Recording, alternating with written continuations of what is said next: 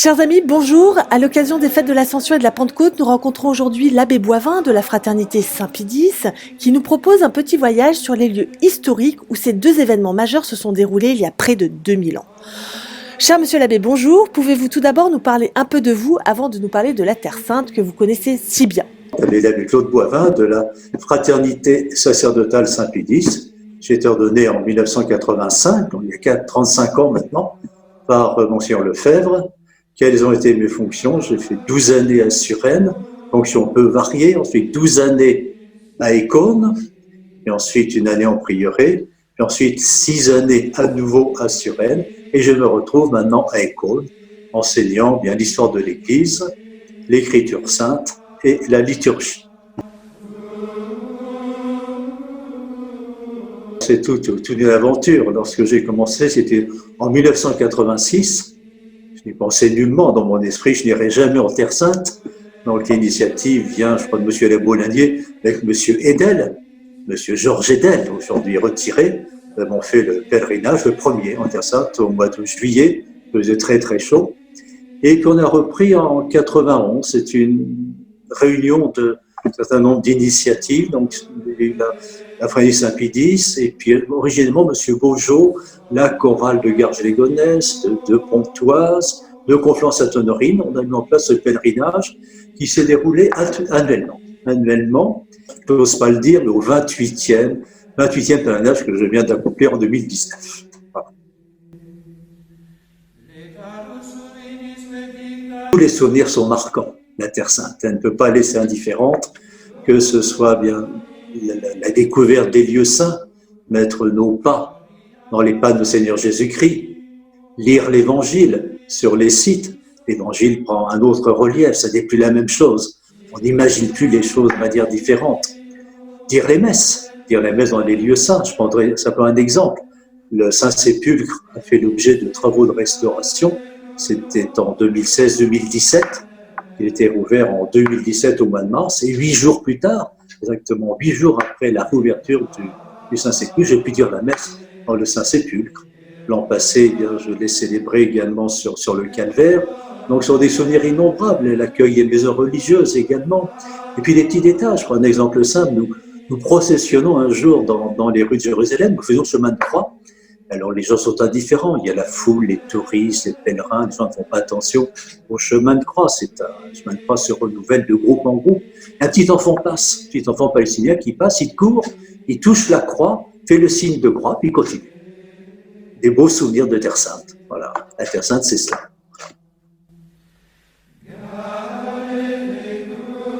Le fait des jeunes d'aller en Terre Sainte, je vais vous dire une chose, c'est un peu paradoxal pour Monseigneur Lefebvre, la Terre Sainte était Rome.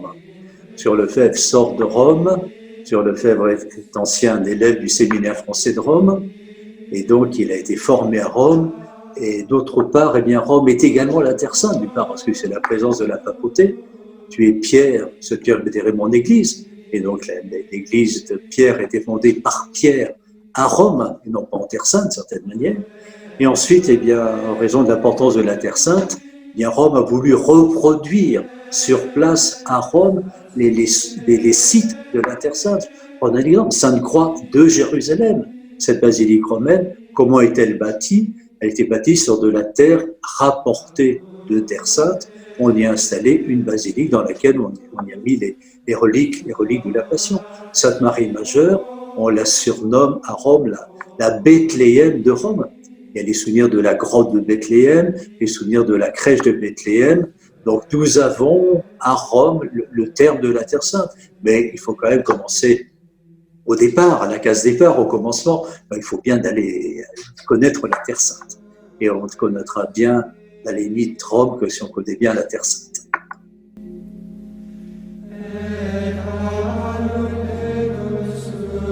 Le changement de Terre Sainte, on le rappelle aux pèlerins, c'est un changement d'un pays qui se développe considérablement. On prend l'exemple de Rome. Quand on est à Rome, on va à la basilique Saint-Pierre. Saint-Pierre, c'est la tombe de l'apôtre Saint-Pierre. Saint-Pierre était enterré bien simplement dans une fosse, tout simplement. Maintenant, il y a une basilique considérable qui se trouve à l'emplacement. C'est un peu la même chose en Terre Sainte. On a construit des quantités de lieux. D'autre part, la vie se développe. Il y a une immigration considérable en Terre Sainte, d'Israéliens en particulier. Et lorsqu'on est sur la côte, eh bien, on peut dire que ce sont des villes énormes, des gratte-ciels sans arrêt. Notre Seigneur n'a pas connu cela. Quand on va en Galilée, eh bien, il y a des 4 voies partout, une circulation surabondante. Donc c'est un pays qui s'est beaucoup modernisé. En 40 ans, on peut voir vraiment le développement de ce pays. Alors il y a des lieux intacts, absolument intacts. Lorsqu'on est sur le lac de Tibériade, quand on est en bateau, on voit tout ce site du lac de Tibériade, toutes les collines qui environnent, ça n'a pas bougé depuis un siècle. C'est la même chose. Capharnaüm n'a pas changé, le lieu de la multiplication des pains n'a pas changé, la primauté de Pierre n'a pas changé, ça n'est pas construit, à part la ville de Tibériade, qui est une ville qui existait à l'époque de Seigneur Jésus-Christ, mais le site est intact. Donc d'un côté, il y a une modernisation assez rapide, une vie qui se développe, un pays qui se modernise à grande vitesse, et puis d'autre part, des lieux encore totalement préservés. Totalement préservé. Lorsqu'on est à l'est de Jérusalem, on va par exemple de Jérusalem à Jéricho, on est dans le cadre de la parabole du bon Samaritain, qui se fait détrousser. Ce qui est facile à comprendre, c'est un désert, ça n'a pas changé. Rien n'a changé, absolument rien n'a changé. Donc au milieu d'un site moderne, il y a encore des choses intactes. De même, lorsqu'on va à Rome, on est une ville tout à fait moderne, mais il y a des lieux qui peuvent être modernisés, mais qui n'ont pas changé de place.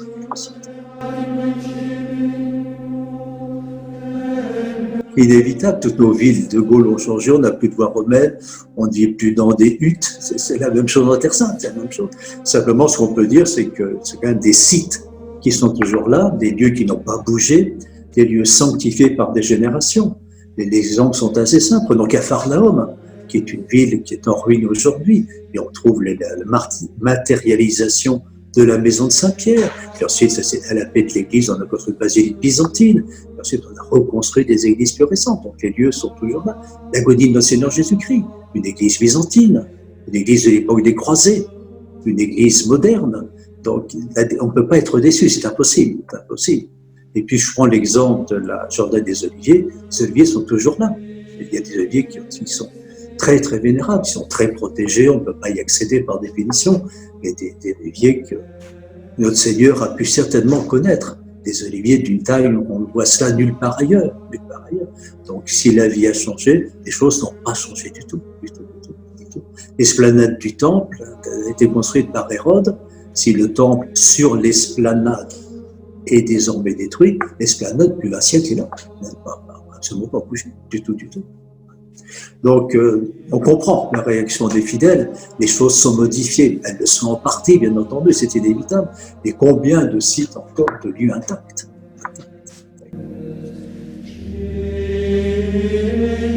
On a quand même un document très primitif, notre Seigneur était crucifié hors des murs de la ville, on connaît la porte d'Éphraïm, on connaît les agrandissements de l'époque d'Ézéchias, ou un peu plus tard, et donc on sait que le Golgotha, qu'on appelle le Gareb, se trouvait hors des murs.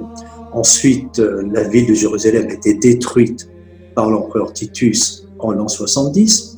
Quelques années plus tard, l'empereur reconstruit la ville, qui devient Aelia Capitolina. Nous sommes à l'époque d'Adrien, nous sommes en 135. Et qu'est-ce que fait l'empereur? Il détruit les souvenirs chrétiens qui ont été matérialisés. Que fait-il? Il construit un temple à cet endroit-là. Or, construisant un temple, il matérialise, malgré lui-même, le lieu du calvaire et de la résurrection.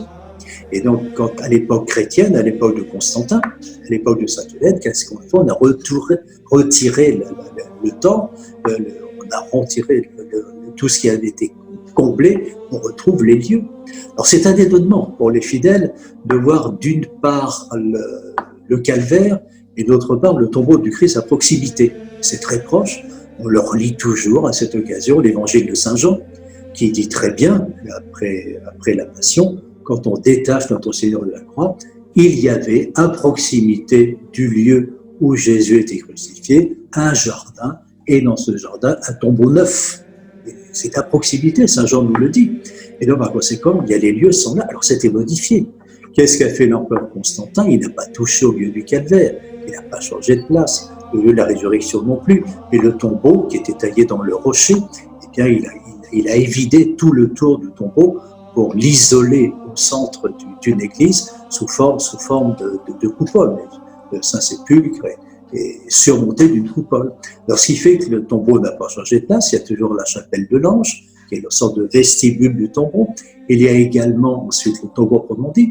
Des travaux récents ont permis même de redécouvrir des éléments de pierre que Constantin a préservés. Donc, il est toujours là, mais c'est vrai que le tombeau n'est plus maintenant dans la roche, il est isolé dans une grande basilique. Basilique qui date de l'époque des croisés, qui était construite à l'époque de Constantin, malheureusement démolie, on le sait bien, au début du XIe siècle, par le sultan fatimide du Caire, le sultan Hakim, qui l'a détruite. Nous sommes au début du XIe siècle, la chrétienté d'Occident n'a pas les forces suffisantes pour reconstruire ce Saint-Sépulcre. Il faut attendre bien la fin du XIe siècle, du XIIe siècle, pour reconstruire la tête basilique, qui est toujours là, donc qui enserre des lieux qui n'ont pas changé de place. D'une part, le calvaire, sur le mont Golgotha, et à proximité, dans le jardin, le tombeau du Seigneur Jésus-Christ. Alors, des fouilles ont été faites au cours des âges. On a restauré en 2016-2017, on le disait tout à l'heure, le tombeau, comme on dit. Et là, il est question de travailler sur le dallage, dégager de l'allage, pour voir un petit peu comment le terrain comment se trouve le terrain dessous là, la configuration du sol sous le Saint-Sépulcre. Et c'est impressionnant parce qu'encore une fois, les lieux sont là, et des lieux incontestés. Certains lieux, on ne les connaît pas toujours bien. Je prends l'exemple d'Emmaüs. Emmaüs, il y a une petite difficulté dans l'écriture parce qu'il y a une distance plus ou moins grande de Jérusalem.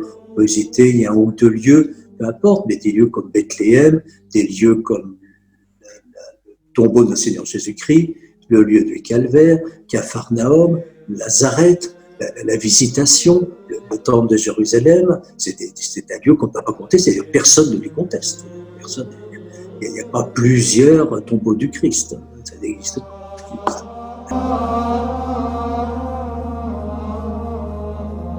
La résurrection, notre Seigneur Jésus-Christ, personne ne l'a vu. Par définition, notre Seigneur a rejoint son corps, son âme a rejoint son corps à une heure connue de Dieu seul, bien entendu, nous le disons dans l'Exultet, et notre Seigneur a fait disparaître toutes ces blessures, toutes ces plaies que l'on voit sur le Saint-Suaire de Turin, c'est clair, qui est très parlant. Il a tout fait disparaître, les blessures provoquées à l'occasion de l'internement chez Caïphe, ensuite chez Pilate, le couronnement d'épines, la flagellation, les chutes pendant le chemin de croix. Il a laissé que les plus belles, celle de la crucifixion, qu'il a conservée comme témoignage. Donc les marques aux mains, aux pieds, et la marque du côté. Notre Seigneur a conservé celles qui redisent peut-être le plus la méchanceté des hommes, mais plus encore la charité de Dieu.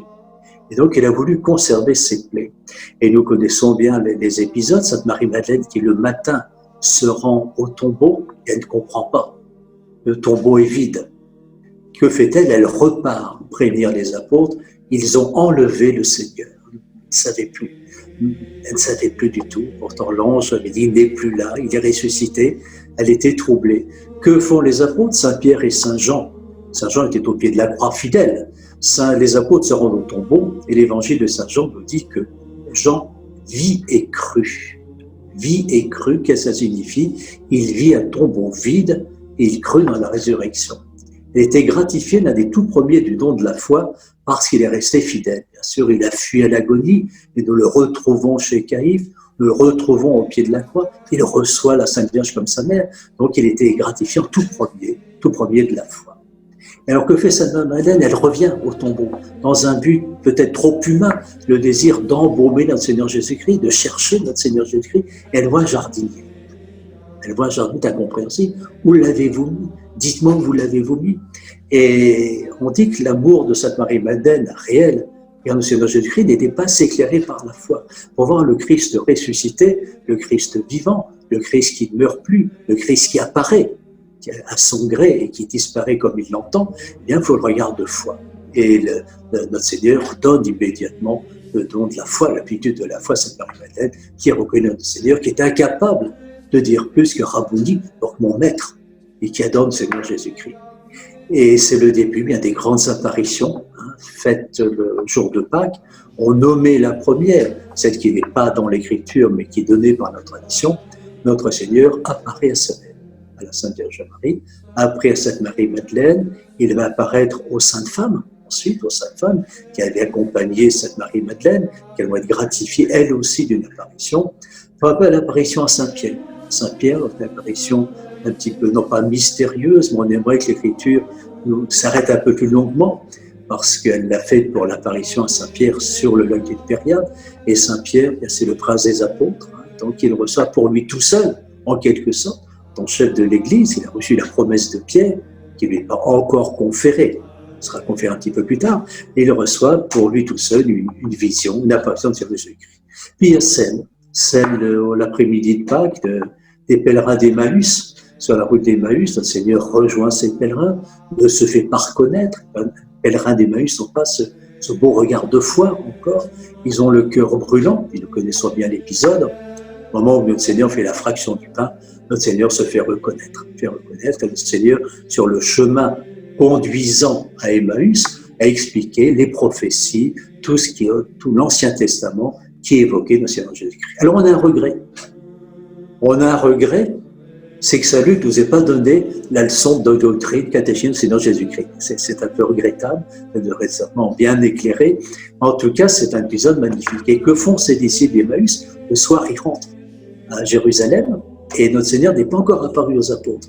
Ils se rendent au Cénacle où les apôtres sont réunis et à cette occasion, les apôtres, il est apparu à Pierre. Et c'est après cela que notre Seigneur va apparaître aux apôtres le soir de Pâques au Cénacle, en l'absence de saint Thomas. Donc les 10 apôtres sont là, saint Thomas est absent, et notre Seigneur va instituer le soir de Pâques le sacrement de la pénitence, qui est par excellence le sacrement de la résurrection, de la résurrection de l'âme. Donc le Seigneur institue le soir de Pâques en l'absence de saint Thomas, et puis 8 jours après, c'est cette belle apparition au même endroit, en présence de saint Thomas. Saint Thomas, c'est l'homme qui ne croit pas. Les témoignages des apôtres ne suffisent pas. Il veut toucher, il veut voir. Et dans ces conditions, je croirai. Et notre Seigneur apparaît 8 jours plus tard. Et que dit-il à saint Thomas? Vois mes plaies, mets ta main dans la plaie de mon côté. Et à ce moment-là, saint Thomas reçoit la foi, une foi plus haute que celle de saint Jean. Saint Jean a cru dans le tombeau et il a fallu que saint Thomas voie. Et saint Thomas, il voit une chose, croit une autre. Il voit l'humanité de notre Seigneur Jésus-Christ et il croit en sa divinité. Et il fait une profession de foi magnifique et peut-être la plus belle des professions de foi de l'Écriture, mon Seigneur et mon Dieu. Mon Seigneur et mon Dieu. Vous savez que le pape Saint Pie X a encouragé les fidèles au moment des élévations de la messe, de redire intérieurement cet acte d'oration de saint Thomas, mon Seigneur et mon Dieu. Voilà les apparitions de notre Seigneur à Jourdain, puis ensuite notre Seigneur apparaît en Galilée.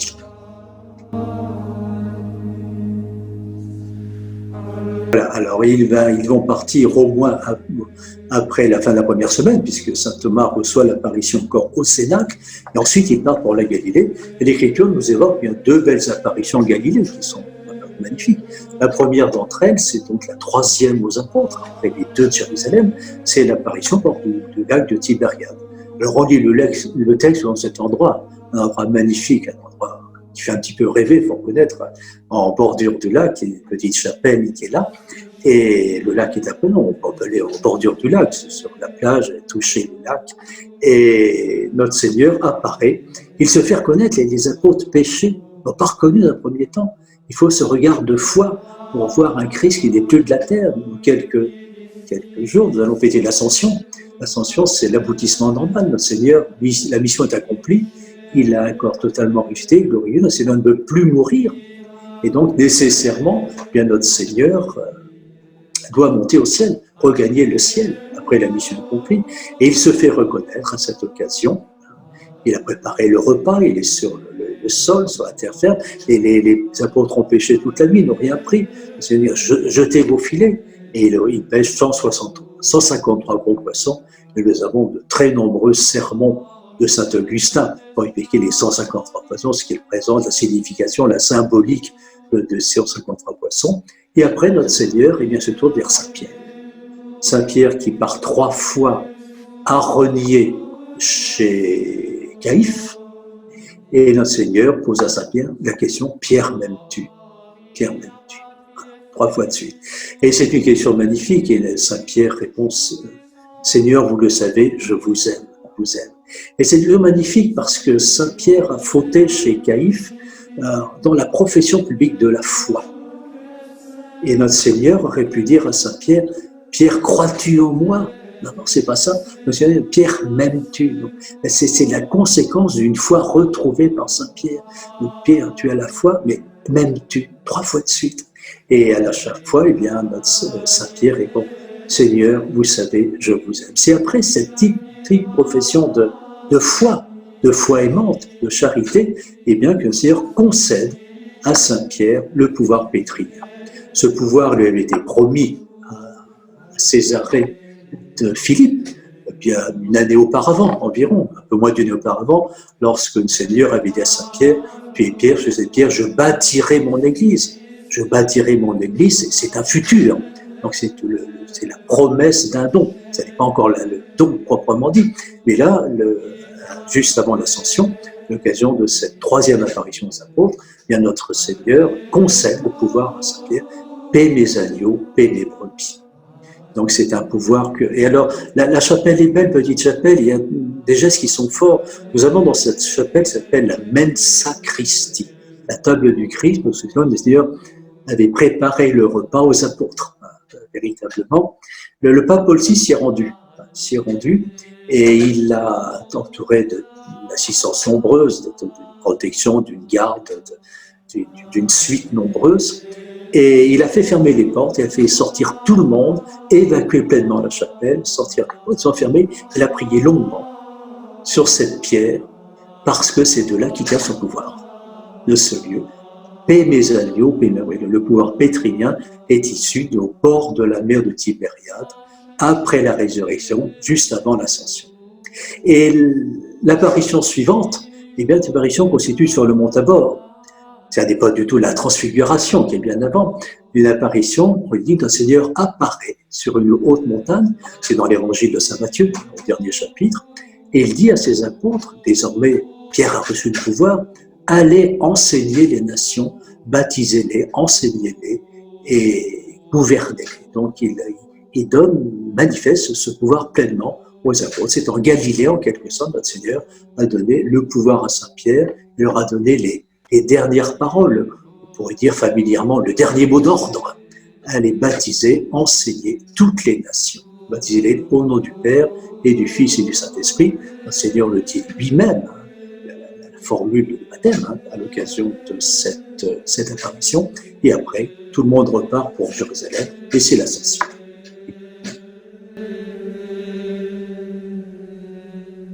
L'ascension se fait à Jérusalem parce que c'est une chose cohérente. Notre Seigneur a souffert la passion à Jérusalem. Il y a une symbolique qui est très forte. Tout cela se fait sur le mont des Oliviers. Et très souvent, les gens imaginent Gethsémani, l'agonie, le jardin des Oliviers sur le sommet. Non, ce n'est pas ça du tout. C'est la vallée du Cédron. Cédron veut dire noir, sombre. Une vallée très encaissée, une vallée sombre. Notre Seigneur a souffert son agonie au pied du mont des Oliviers. Or, que dit saint Paul ? Notre Seigneur, le Christ, a souffert la passion, il a été fait obéissant jusqu'à la mort de la croix, et c'est pour ça que son Père l'a exalté, lui a donné un nom au-dessus de tout nom. Donc, où notre Seigneur va-t-il être exalté par la résurrection ? Au sommet du mont des Oliviers. Donc, 2 sites, un site de tristesse en bas, le jardin de Gethsémani, avec cette basilique, ces magnifiques oliviers qui sont là, superbes oliviers, et puis sur le sommet, il y a le lieu où notre Seigneur va monter au ciel.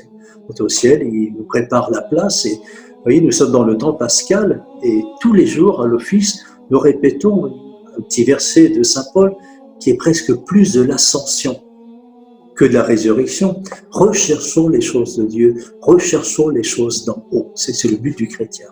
Alors c'est tempéré, certaines tristesses, cette ascension, non pas par le Seigneur au ciel, bien sûr, ça, c'est source de joie, et parce que quand on entre dans cette lieu, bien c'est une mosquée. C'est une ancienne mosquée, on peut dire la messe une fois par an, nous les catholiques, à l'Ascension, pas plus. C'est un lieu qui est aux mains des musulmans, un lieu que nous n'avons pas pu récupérer, ce qui fait qu'à proximité, il y a un couvent de religieuses bénédictines sur le mont des Oliviers, quasiment sur le sommet. Elles ont une chapelle qui est désormais le sanctuaire officiel de Terre Sainte consacré à l'Ascension. Et le lieu proprement dit, bon, nous ne l'avons plus maintenant. C'est comme ça. Le Seigneur monté aux cieux.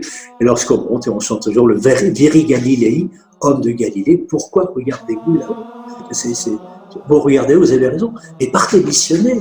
Notre Seigneur vous a dit d'être partir, prêcher, enseigner. Allez-y, allez-y. Et après ça, bien, les apôtres ont quelques jours au Cénacle, puis ils vont recevoir bien la plénitude des dons du Saint-Esprit à l'occasion de la Pentecôte dans le Cénacle.